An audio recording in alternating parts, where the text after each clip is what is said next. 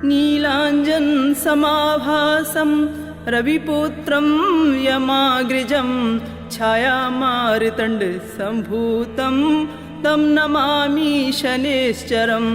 सूर्यपुत्रो दीर्घदेही विशालाक्षा शिवप्रिया मंदचारा प्रसन्नात्मा पीड़ाम हरतु मे शनि। हरिश्चंद्र जो राजा थे वो जब उनकी शादी नहीं हुई थी तब वो हर पूर्णमासी के दिन जो उनकी होने वाली पत्नी थी तारामती, उनसे मिलने के लिए वो उसके शहर जाया करते थे। राजा हरिश्चंद्र जब वो राजकुमार थे, एक बार पूर्णमासी के दिन जब वो तारामती से मिलने के लिए गए और घर में ये बोलकर गए अपने राजा पिता को कि हम शिकार खेलने जा रहे हैं, उनके साथ सदा उनका दोस्त रहा करता था।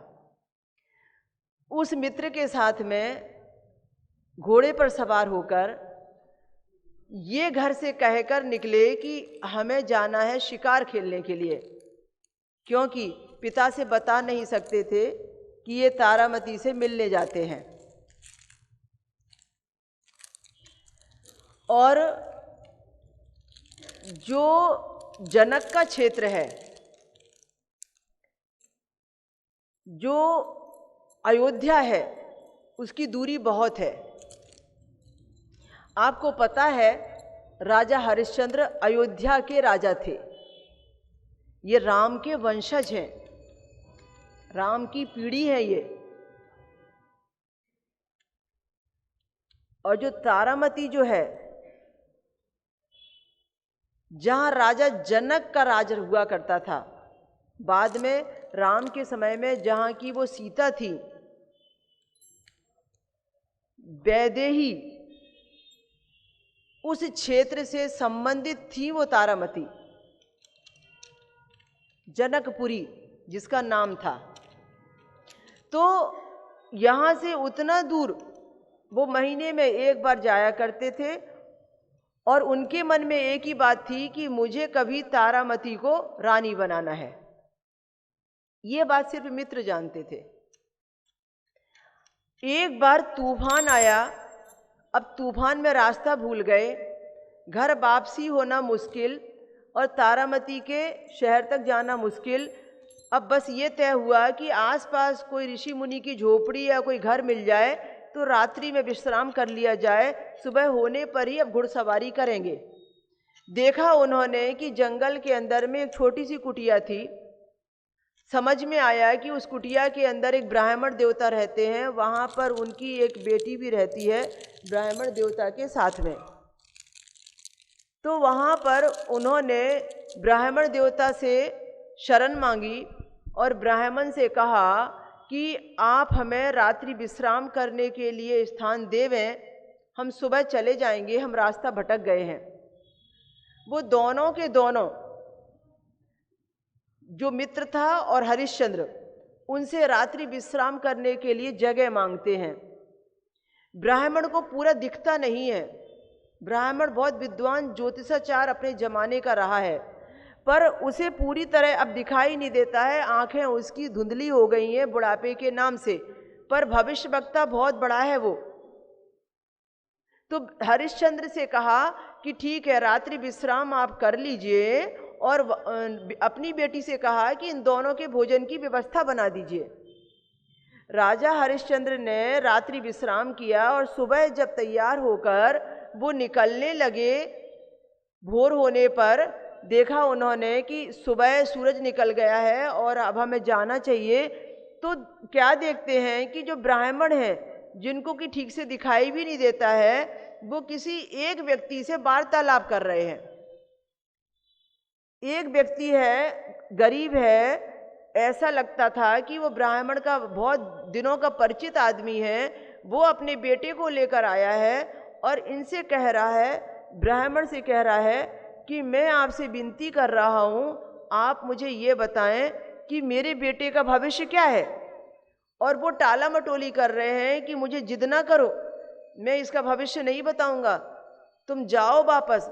तो बार बार कह रहा है कि आप 10 साल से टाल रहे हैं और मुझे बताते नहीं हैं, इतने लंबे दिनों बाद तो मेरा पुत्र हुआ है और अभी भी आप भविष्य बताने को राजी नहीं। मेरी बड़ी उत्सुकता है कि मैं बेटे का भविष्य जानूं, बताइए ना मेरे बेटे का भविष्य क्या है। हट कर लिया उसने, ब्राह्मण के पैर पकड़ लिए, अब तो मैं जाने बिना जाऊंगा नहीं। तो ब्राह्मण देवता ने उसके बेटे का हाथ पकड़ा, हाथ के ऊपर में हाथ फेरा, कुछ हाथ की रेखाएं समझ में आई, उनको पूरी तरह दिखता भी नहीं है। उसकी जन्म तारीख पूछी, उससे संबंधित जन्म समय पूछा और ये कहा कि तुमने हट किया है इसलिए बताना पड़ रहा है, मैं बताना नहीं चाहता था तुम्हारे बेटे का भविष्य। अगले साल इसी दिन तक तुम्हारा बेटा साथ छोड़कर चला जाएगा, वो 1 साल का मेहमान है। ये सुना हरिश्चंद्र ने। हरिश्चंद्र निकल रहे थे, हरिश्चंद्र जा रहे थे और उन्होंने सुना ये भविष्यवाणी करते हुए ब्राह्मण को। वो हैरान रह गए, वो दंग रह गए। ब्राह्मण को आंख से दिखता नहीं है पर ब्राह्मण ऐसी भविष्यवाणी कर रहे हैं, ये तो बड़े त्रिकालदर्शी नजर आते हैं, मुझे भी मेरा भविष्य जान लेना चाहिए। उसने पैर पकड़ लिए ब्राह्मण के और कहा, वो जो आया था गरीब, मेरे बेटे को बचाने का मार्ग बताइए। ये सब हरिश्चंद्र देख रहे हैं। ब्राह्मण कहता है मेरे पास तो कोई मार्ग नहीं है, ऊपर वाला सबकी रक्षा करता है, आप ऊपर वाले से मार्ग मांगिए, मैं तो सिर्फ बता सकता हूँ। इन दोनों के बीच में वार्तालाप हो रहा है और ये ब्राह्मण जो है उसको बच्चे के साथ जाने को बोलते हैं कि आप जाइए, मैं बाद में आपसे बात करूँगा। इतने में हरिश्चंद्र आए और हरिश्चंद्र ने कहा कि ब्राह्मण देवता, हम रात में आपके यहाँ रुके थे, हमने सारी वार्ता आपकी सुनी, आपने उसको उसके बच्चे के बारे में बताया, मुझे उत्सुकता है, कृपया मेरे हाथ देखकर या मुझे देखकर या मेरे बारे में या मेरी जन्म तारीख से कुछ तो बताइए। उनको सिर्फ इतना ही पूछना था कि तारामती को मैं रानी बनाऊंगा कि नहीं और मेरा राजा बनना अच्छा कैसा रहेगा, जैसा कि आज वर्तमान में हम जानना चाहते हैं। सिर्फ उतनी ही बात हम जानना चाहते हैं। तो वो ब्राह्मण से बोल रहे थे कि आप मेरे बारे में कुछ बताइए, मैं कहीं जा रहा हूँ, मेरा कार्य सफल होगा कि नहीं। अब ब्राह्मण ने हट किया कि मैं ना बताऊंगा, पर राजा हरिश्चंद्र ने कहा मैं जाने बिना नहीं जाऊंगा, आपको तो बताना ही पड़ेगा। फिर राजा हरिश्चंद्र का हाथ देखा, उनकी जन्म तारीख जन्म समय पूछा उनके, और कहने लगे राजा हरिश्चंद्र से, तुमने मुझे क्यों छुपाया कि मैं मुसाफिर हूँ, मैं भटका हुआ हूँ। अरे तुम्हारे हाथ की रेखाएं तो ये कहती हैं कि तुम सम्राट हो, तुम राजा हो और तुम्हारा यश कीर्ति तुम्हारी पीढ़ियां गाएंगी, फिर तुमने मुझे क्यों छुपाया। तो राजा हरिश्चंद्र ने कहा आप हाथ देख के जान गए कि मैं सम्राट बनूंगा, मेरे पिता सम्राट है, मैं कुछ नहीं हूँ अभी, और आप हाथ देखकर जान गए कि मेरा कार्य ऐसा होगा कि पीढ़ियां याद रखेंगी, फिर तो आप सब कुछ जानते हैं, और बताइए। फिर देखते देखते वो कहते हैं, वो ब्राह्मण कहते हैं बड़ी दुखद बात है, और वो ये है कि बुरे समय में कुछ एक समय ऐसा आएगा जब तुम्हें शनि की महादशा चलेगी, ये प्रारब्ध के योग की दशा रहेगी। 2 ऋषियों के बीच वार्तालाप और विवाद होगा, वो ऋषियों की वार्तालाप और विवाद की परीक्षा में आप पिसेंगे और आपकी परीक्षा ली जाएगी, और आप सत्य की परीक्षा में यदि खरे उतरेंगे तो आप सफल हो जाएंगे, आप अपनी पीढ़ियों को तार देंगे। यदि असफल हो जाएंगे तो आप अपनी पीढ़ियों को कलंकित कर देंगे। मैं आपकी हस्तरेखा में देख रहा हूँ कि इतनी तकलीफ़ें आपको उठानी पड़ेंगी कि आप जिससे मिलने जा रहे हैं, जिसे रानी बनाने जा रहे हैं, उसको भी एक समय ऐसा आएगा कि उसे बेचना पड़ जाएगा। ये भविष्यवाणी शादी के पहले, शादी करने के लिए पूछना चाहते थे, और शादी के पहले भविष्यवाणी हो रही है कि जिससे मिलने जा रहे हो, रानी बनाने के सपने देख रहे हो, एक दिन उसे चौराहे पे खड़े होके बेचना पड़ेगा तुमको। अब इन्होंने मन में ठान लिया कि जाके सबसे पहले तारामती से ये बोलूँगा कि मैं विवाह नहीं करूँगा। अब वहाँ जाने के बाद में जब ये तारामती को मिलते हैं तो तारामती ये नहीं जानते थे कि इतने दिनों के अंतराल में तारामती के पिता को भी सब पता चल गया है कि ये दोनों लोग लुका छुपी से मिल रहे हैं। तो तारामती के पिता ने बहुत सारे द्वारपाल बिठा दिए। अब हरिश्चंद्र आए तो रंगे हाथों पकड़ना, मेरे पास लेके आना। अब मैं इस बार तारामती के विवाह का पूरा प्रबंध ही करूँगा। अब मैं लुका छुपी बंद कर दूंगा। अब वो सोच कर बैठे हैं कि जान गए हैं कि हरिश्चंद्र किसका बेटा है और जान गए हैं कि इससे अच्छा मुझे अब वर नहीं मिलेगा। सोच लिया है कि ये लुका छुपी क्यों कर रहे हैं, अब इसका तो मैं इसका विवाह कर ही दूंगा इस बार में। ऐसा राजा सोच के बैठा है, ऐसा तारामती के पिता ने सोच रखा है। अब तारामती से मिलने आए, ये कहने गए थे कि मैं विवाह नहीं करूँगा, ये कहने गए थे कि मेरी भविष्यवाणी ऐसी हुई है, मैं तुम्हें सुखी नहीं रख सकता। पर उसके पहले इन्होंने देखा कि तारामती के पिता ने सारा बंदोबस्त कर लिया है। ये तारामती के पास जाते उसके पहले घेर लिया गया, रंगे हाथों पकड़ लिया गया, दरबार में लाया गया। लुका छुपी बहुत हो गई। अब तारामती से उसी शर्त पे मिलोगे जब गंधर्व विवाह करके जाओगे, उसके बिना तो तारामती से नहीं मिल पाओगे। अभी तारामती को दिए गए वचन के अनुसार कि मुझे आपका साथ निभाना है, वह भी पूरा करना था। अब ये परिस्थितियां ऐसी आ गई कि उन्होंने कहा हम तुम्हें अयोध्या जाने ही नहीं देंगे जब तक तुम तारामती से शादी करके नहीं जाओगे।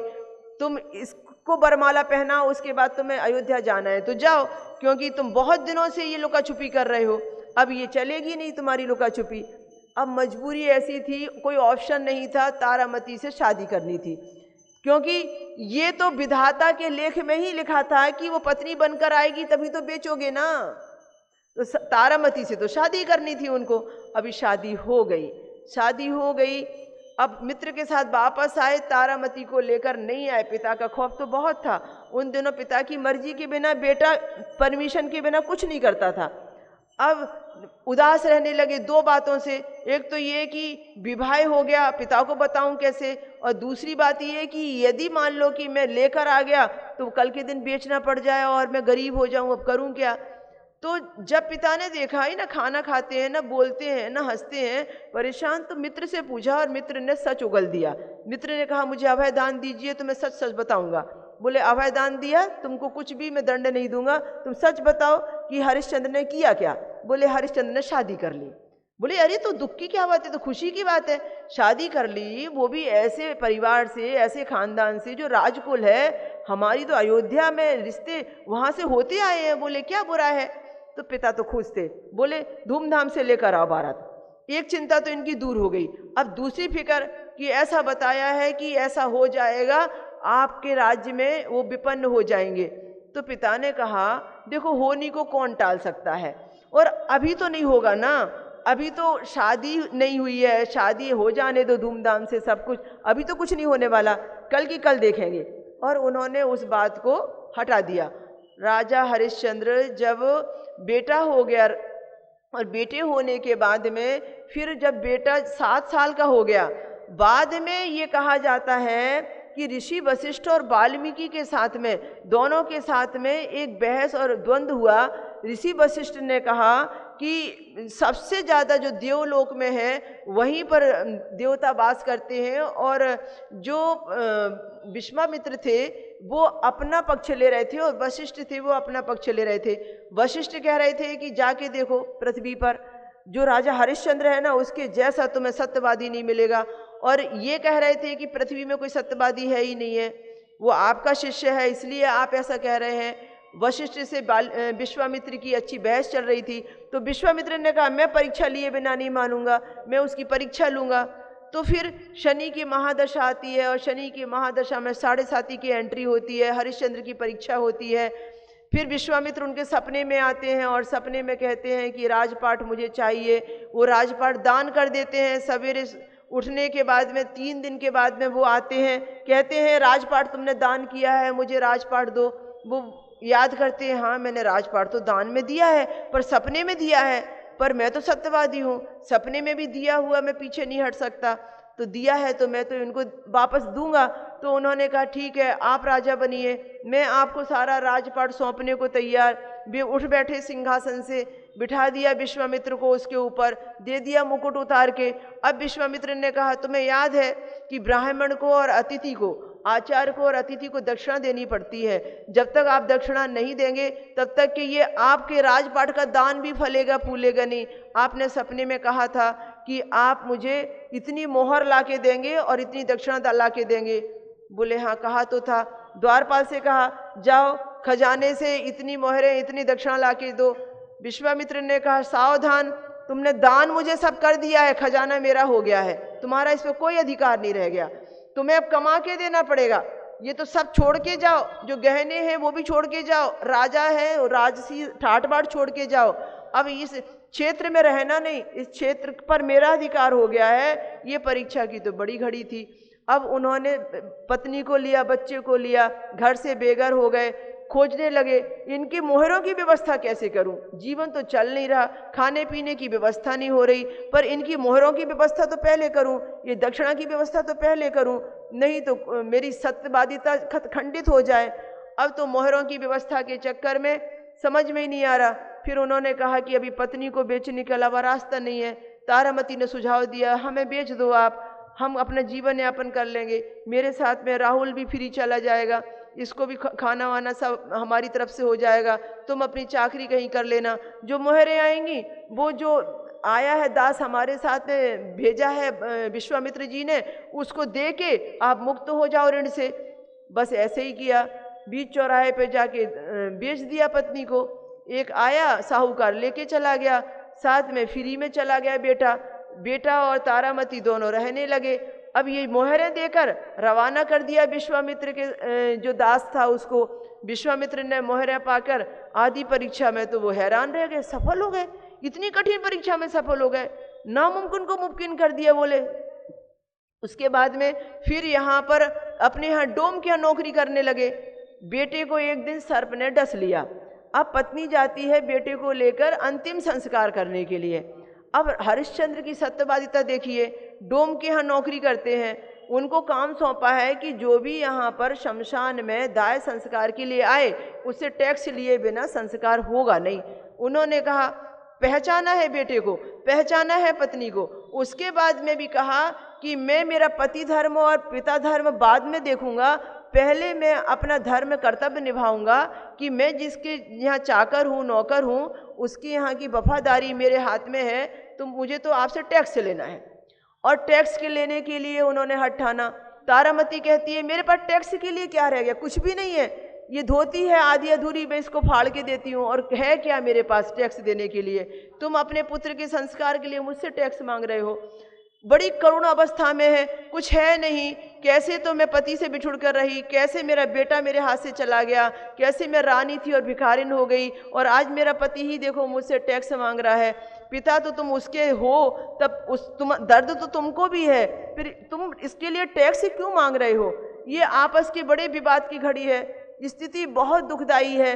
जब तकलीफें आती हैं तो चारों तरफ से एक साथ आती हैं, और सारी तकलीफों में आदमी एकदम किम कर्तव्य विमूढ़ हो जाता है, उसे सूझता ही नहीं है कि क्या करें क्या नहीं करें।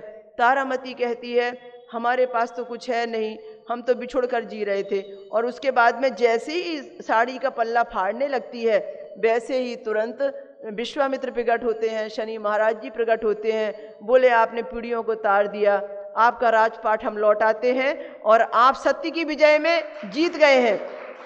बोले हमने ऐसी ऐसी विषम परिस्थितियां पैदा की कि जिसमें आप सत्य के मार्ग को छोड़ दें, जिसमें हम आपको सत्य के मार्ग से डिगा दें, पर आप वचनबद्ध थे, आपने वचन नहीं तोड़ा। आप सत्यवादी हरिश्चंद्र हो, आपकी पीढ़ियां आपको तार गई, आप हमेशा सत्यवादी हरिश्चंद्र के रूप में ख्याति प्राप्त रहोगे। बेटे को भी उन्होंने जीवित किया, सर्प जिसने डसा था उसने ही आके जहर उतार दिया, पूरा उसका जहर पी लिया। अब बेटा भी स्वस्थ हो गया, उनको वरदान दिया कि फिर से आपको राजसी वैभव में लौटाता हूँ, जैसे आप थे वैसी जाके बैठिए। वशिष्ठ जी जीत गए और मैं हार गया, और आपके कारण इस कुल में मर्यादा पुरुषोत्तम राम भी अयोध्या के राजा बनेंगे, जो आपकी पीढ़ी दर पीढ़ी दर पीढ़ी दर पीढ़ी भगवान आके आपको तारेंगे, जो भगवान का अवतार आपके कुल में होगा। इतनी ज़्यादा हरिश्चंद्र को खुशी हुई कि सब कुछ गंवाने पर जितना दुख नहीं हुआ था सब कुछ पाने की उतनी खुशी हुई। पर वो कठिन परिस्थिति कितनी थी, जब दाने दाने को तरस रहे थे, जब भिखारी बन गए थे, जब राजसी वैभव छूट गया था, जब पति से भी पत्नी बिछुड़ गई है, और जब हर कोई व्यक्ति उन्हें ऐसे नज़र से देख रहा है जो सम्मान की नज़र से देखता था, आज वो नौकर चाकर बने बने भटक रहे थे। पर विजय कैसे पाई? द्रौपदी का भी यही हाल था। महारानी थी वो, पटरानी थी, राजरानी थी वो इंद्रप्रस्थ की महारानी थी, जो 10 नौकर चाकर उसके आसपास घूमते थे। बन बन भटक रही थी, और बन बन भटक ही नहीं रही थी, वो एक एक दाने के लिए भी सोचती थी कोई आ जाए तो खिलाएगी क्या। और उतना उसने कैसे अपने संयम को बांध के रखा, सिर्फ एक ही आस में यह है कि मुझे शनिदेव की शरण मिली है, आज नहीं कल तो न्याय मुझे 100% मिलेगा, मिलेगा ही मिलेगा। उसका विश्वास नहीं डोला। उसने कहा कि मुझे न्यायाधीश का न्याय मिलेगा, बस मुझे न्याय चाहिए और कुछ नहीं चाहिए। तो मैं ये समापन के निचोड़ पर समर्पण में वो गीत में आपके आगे समर्पण का प्रस्तुत कर रही हूँ, जो मेरी जिंदगी का एक महत्वपूर्ण हिस्सा रहा है। जो द्रौपदी हो या तारामती हो या कोई भी व्यक्ति हो, जब इस दर्द से गुजरता है, जब इस पीड़ा को भोगता है, तो वो महसूस करता है कि यदि उतनी नज़दीकी आपकी परमात्मा से है, आपकी करुणा वहाँ तक पहुँच रही है, तो निश्चित रूप में वो परमात्मा आपकी सुनता है और न्याय आपको मिलता ही मिलता है। तो हम आएँ और आज समापन पर वो गीत भगवान को समर्पित करें, वो प्रार्थना भगवान को हमेशा की तरह समर्पित करें, जिससे हमें अपनी वो शरण में ले। चारों तरफ से रास्ते बंद हो जाते हैं जब हमें प्रारब्ध की पीड़ा भोगनी पड़ती है, पर एक रास्ता कभी बंद नहीं होता, उस न्यायाधीश का दरवाज़ा हमेशा खुला रहता है। इसीलिए हम चाहते हैं कि आप सब मेरे साथ में गुनगुनाएं उस समापन स्तुति को। हे मेरे शनिदेव करुणा सिंधु करुणा कीजिए, हे मेरे शनिदेव करुणा सिंधु करुणा कीजिए। रास्ता कोई न दिखता, आप ही कुछ कीजिए। रास्ता कोई न दिखता, आप ही कुछ कीजिए। हे मेरे शनिदेव करुणा सिंधु करुणा कीजिए।